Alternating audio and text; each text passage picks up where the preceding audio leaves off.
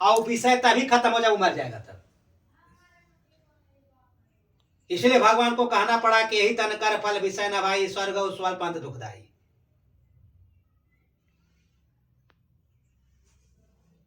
संत महापुरुष जब धराधाम पर होता है तो उनका विषयों से उपराम करने की कोशिश करते हैं कि किस तरह से जीव विषय से उपराम हो जाए। लेकिन हम तो विषय का ही चिंता करते हैं, नहीं चिंता रहता है, हमेशा विषय का ही चिंता रहता है ना, ये काम नहीं बना है, ऐसे काम नहीं बना है, दूसरे का हम टेंशन ले लेते हैं। अगर हम अच्छा हो गए ना तो हम कितनों को तो बदल सकते हैं, कितने लोग बदल जाएंगे। अगर अपने आप को हम सुधार लिए तो सुधारने का बस एक ही कारण है, जो आज भगवान राम के सामने वाल्मीकि मुनि का प्रसंग है, तो प्रसंग तो ही बोल रहा है ना, जो गुरु महाराज एकदम सरल कर दिए हैं, सहज कर दिए हैं और लिख भी दिए हैं कि बिंदु ध्यान विधि और नाद ध्यान विधि सरल सरल जग में परचारी। यहां सरल हो गया, यहां सहज हो गया, और जब तक यहां अपना ही पहुंचे है ना, तब तक विषय किसी को नहीं छोड़ेगा, माया किसी को नहीं छोड़ेगा, कोई नहीं बचे हैं। चाहे ऋषि हो चाहे मुनि हो, सब माया के वशीभूत होकर के संसार के प्रपंच में पढ़ करके अपना भक्ति भजन खो दिए। मायापति को जब तक हम देख रहे हैं तब तक माया भी हमको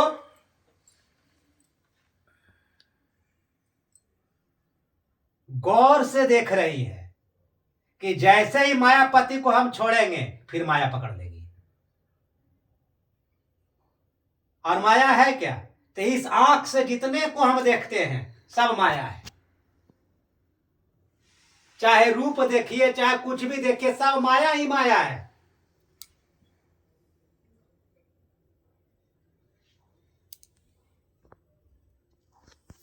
और गुरु महाराज पदावली में कहते हैं,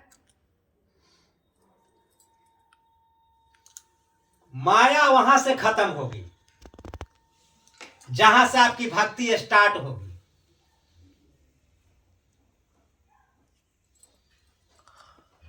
काल से बच जाइएगा।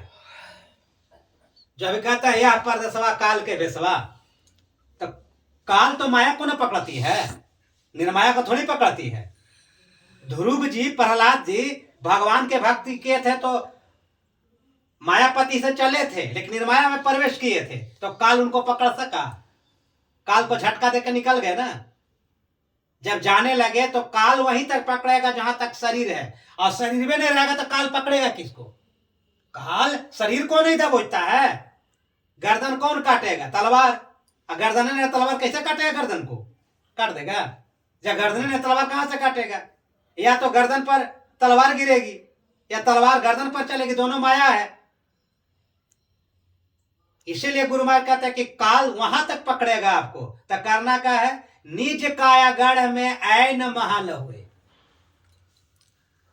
निज,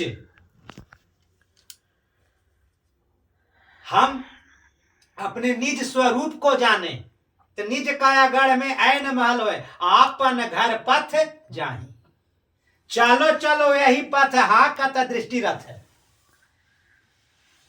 धनी सतगुरु बतलाही। इसके पहले हम चाहे देवघर जाए चाहे प्रयागराज जाए, कहीं भी चल जाए, दुनिया के कहीं भी चल जाए, तो वही बात हो गया, डॉक्टर साहब पास जा रहे हैं, दवाई तो पैकेट में रख रहे हैं सब, अब मौका मिला जाके प्रयागराज के नदी में डाल देंगे, फिर प्रयागराज जाएंगे, फिर प्रयागराज जाएंगे। एक बार जो प्रयागराज चल जाएंगे और सुखमनिया में मोरी नजर लागी, अगल बगल का दृष्टि न डोले, सन्मुख बिंदु पकड़ लागी, हो गया काम, कामे हो जाएगा सब। तो क्या होता है काम? कि ब्रह्म ज्योति खुल गई अंतर में और निसी अंधियारी है 10 भागी। बस माया यहां से छोड़ देगी।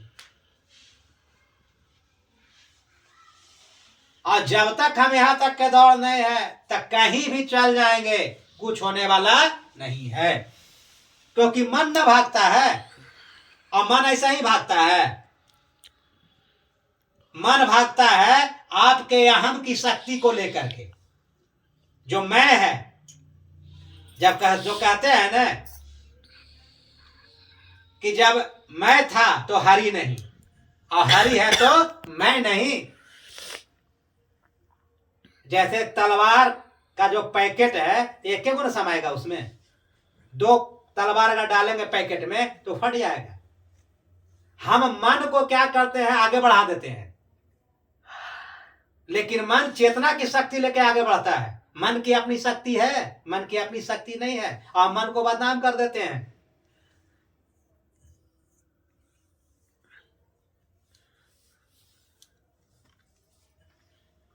इसीलिए बारंबार हम लोग सत्संग में सुनते हैं, देव पितर परिजन सो होत न यह उपकार, यह होत में ही गुरु से ही गुरु के अमित बलिहार। तो गुरु कहते हैं किसको? परमात्मा को।